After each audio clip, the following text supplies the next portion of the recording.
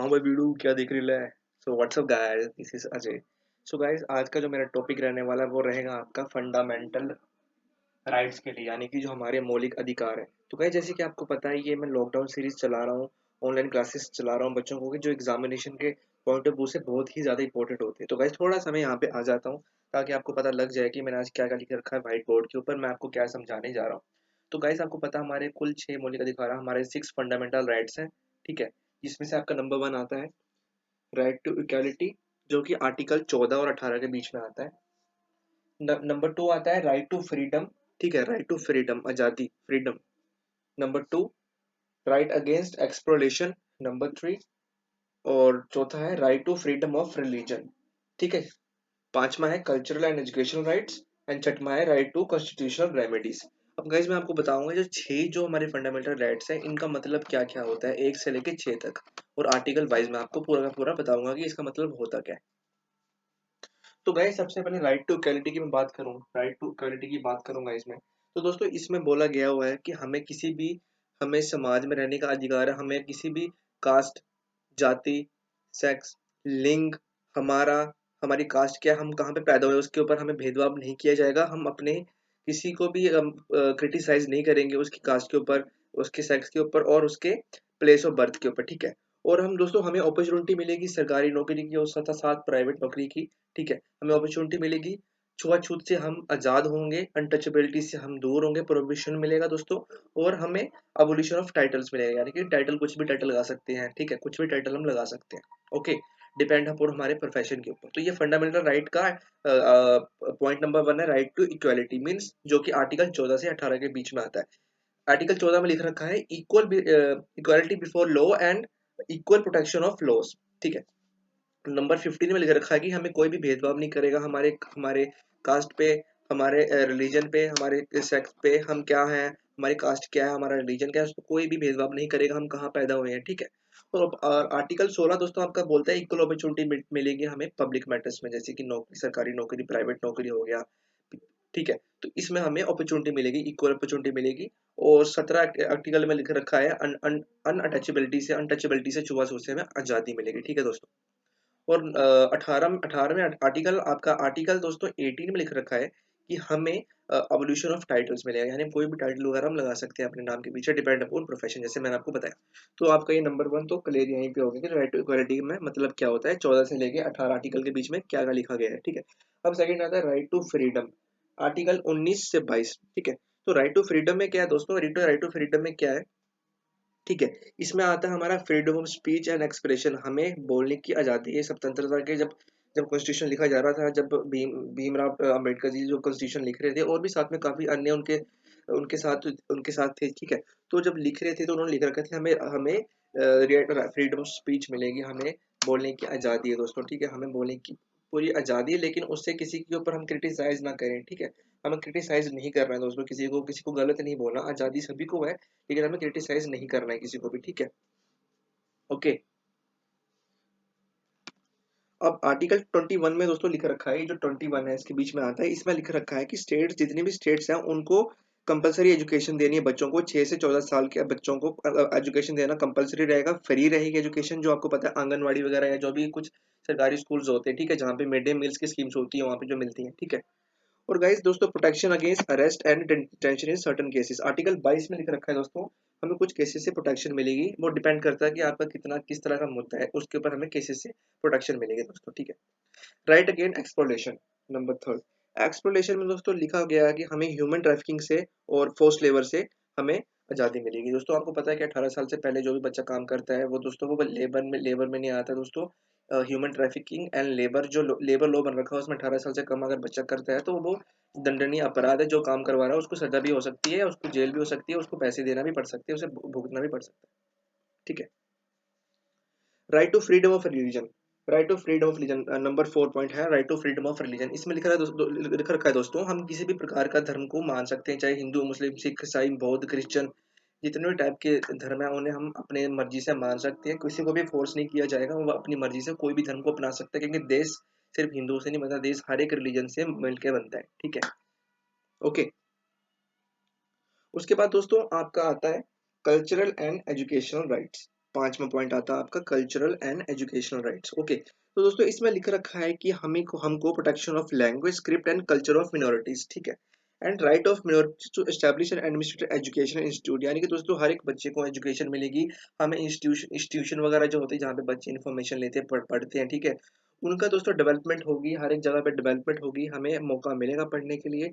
जो मिनोरिटीज हैं दोस्तों, जो कि कोटा वाले बच्चे हैं, जैसे कि राजस्थान के कोटा वाले बच्चे हैं, जैसे कि दलित समाज हो गया, उनको पूरी की पूरी सेवाएं, उनको सामाजिक सेवाएं, उनको भी साथ के साथ रखा जाएगा, उन्हें भी पूरी पूरी फैसिलिटी मिली जाएगी। तो ये आपका नंबर 5 में आता है cultural and educational right. Culture को और एजुकेशन को बढ़ाना, कल्चर में जो थोड़े से पिछड़े समाज के वर्गीय हैं उनको इन्फॉर्मेशन, उनको आगे लेके जाना, ठीक है।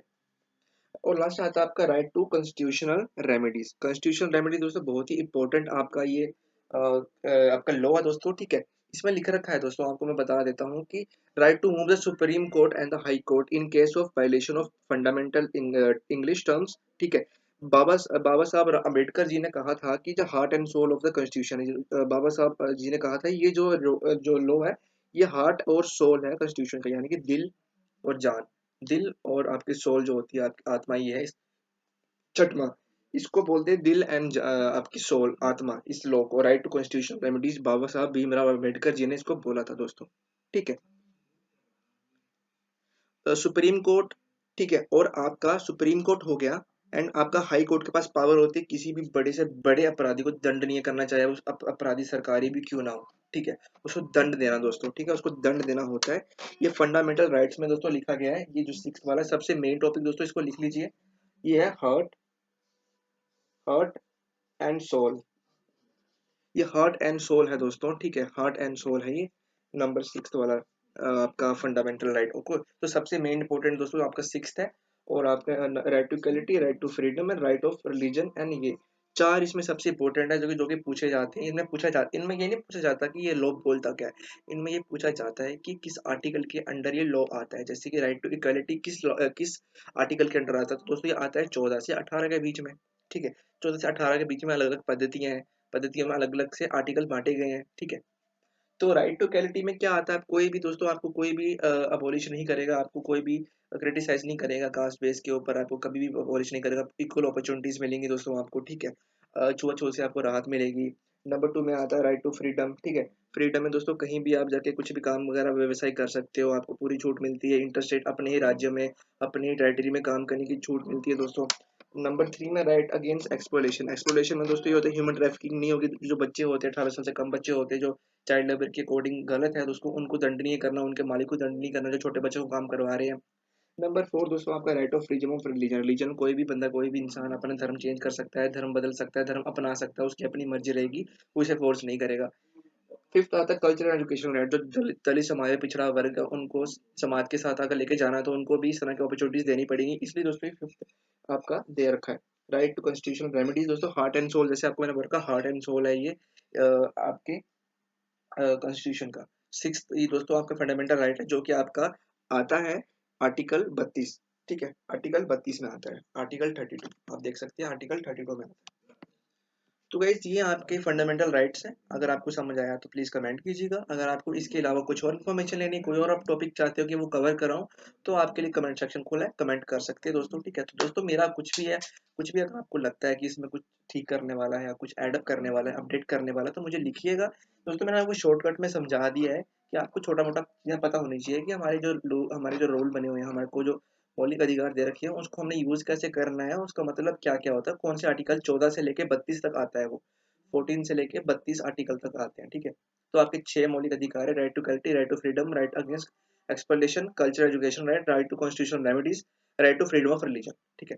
तो 6 आपके आते हैं। ओके, आपको पता होना चाहिए कौन कौन से आर्टिकल, कौन कौन सा राइट टू इक्वालिटी किस आर्टिकल में आता है, ठीक है। 14 से 18 में आता है।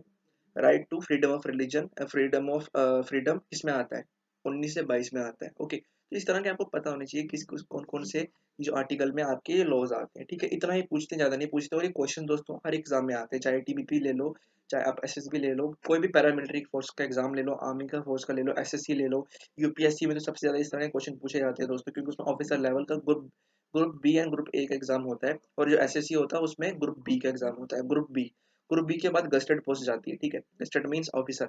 जो आईटीबीपी में होते हैं दोस्तों इस तरह के कुछ सवाल पूछे जाते हैं।